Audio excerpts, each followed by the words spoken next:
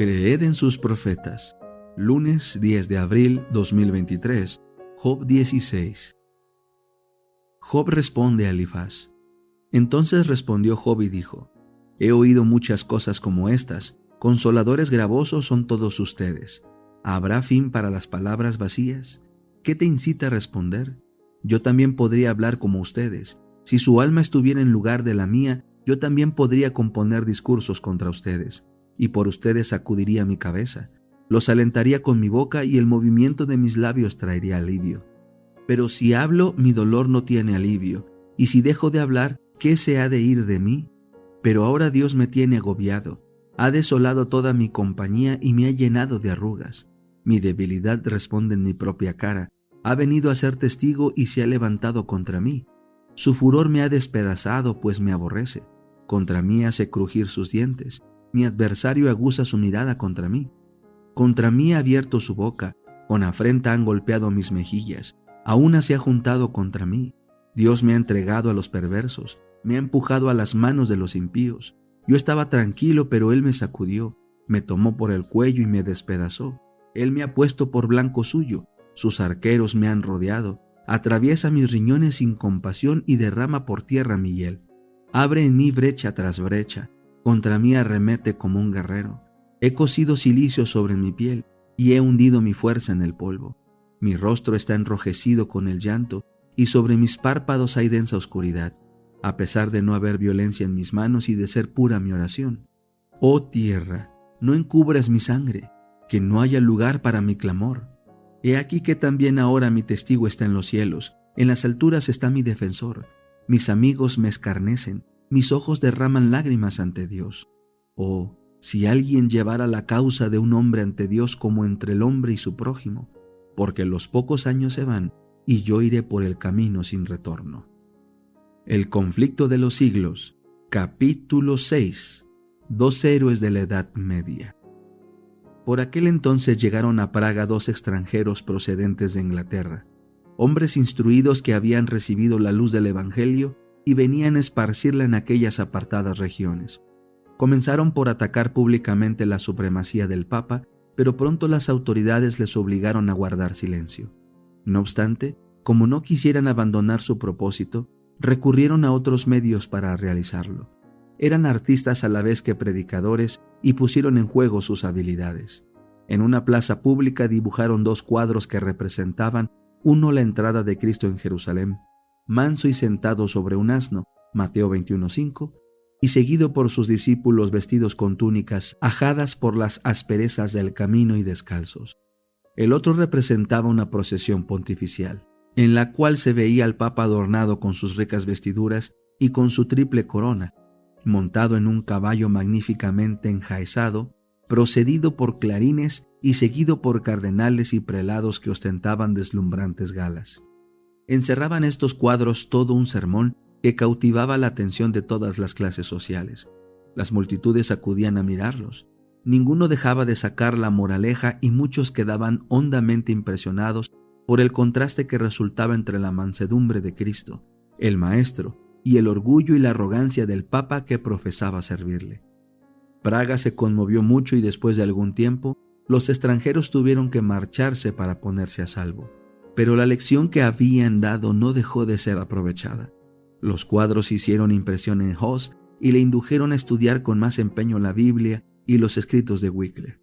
Aunque todavía no estaba convenientemente preparado para aceptar todas las reformas recomendadas por Wycliffe, alcanzó a darse mejor cuenta del verdadero carácter del papado y con mayor celo denunció el orgullo, la ambición y la corrupción del clero.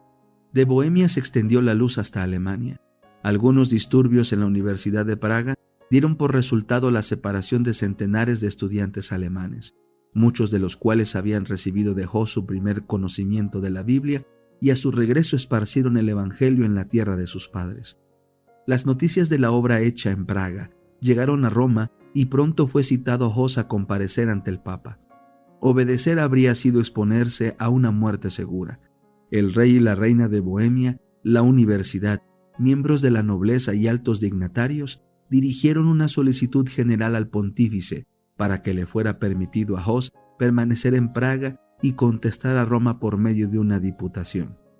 En lugar de acceder a la súplica, el Papa procedió a juzgar y condenar a Hus, y por añadidura declaró a la ciudad de Praga en entredicho. En aquellos tiempos, siempre que se pronunciaba tal sentencia, la alarma era general. Las ceremonias que le acompañaban estaban bien calculadas para producir terror entre el pueblo, que veía en el Papa el representante de Dios mismo y el que tenía las llaves del cielo y del infierno, y el poder para invocar juicios temporales lo mismo que espirituales. Creían que las puertas del cielo se cerraban contra los lugares condenados por el entredicho, y que entre tanto que el Papa no se dignaba levantar la excomunión, los difuntos no podían entrar en la mansión de los bienaventurados. En señal de tan terrible calamidad, se suspendían todos los servicios religiosos, las iglesias eran clausuradas, las ceremonias del matrimonio se verificaban en los cementerios, a los muertos se les negaba sepultura en los camposantos y se los enterraba sin ceremonia alguna en las zanjas o en el campo. Así pues, valiéndose de medios que influían en la imaginación, procuraba Roma dominar la conciencia de los hombres. La ciudad de Praga se amotinó. Muchos opinaron que Hus tenía la culpa de todas estas calamidades y exigieron que fuese entregado a la vindicta de Roma. Para que se calmara la tempestad, el reformador se retiró por algún tiempo a su pueblo natal. Escribió a los amigos que había dejado en Praga: «Si me he retirado de entre vosotros, es para seguir los preceptos y el ejemplo de Jesucristo, para no dar lugar a que los malintencionados se expongan a su propia condenación eterna y para no ser causa de que se moleste y persiga a los piadosos. Me he retirado, además, por temor de que los impíos sacerdotes prolonguen su prohibición de que se predique la palabra de Dios entre vosotros. Mas no os he dejado para negar la verdad divina por la cual, con la ayuda de Dios, estoy pronto a morir». Hus no cesó de trabajar. Viajó por los países vecinos predicando a las muchedumbres que le escuchaban con ansia, de modo que las medidas que se valiera el Papa para suprimir el Evangelio hicieron que se extendiera en más amplia esfera. Nada podemos hacer contra la verdad, sino a favor de la verdad, 2 Corintios 13:8. El espíritu de Hus parece haber sido en aquella época de su vida el escenario de un doloroso conflicto.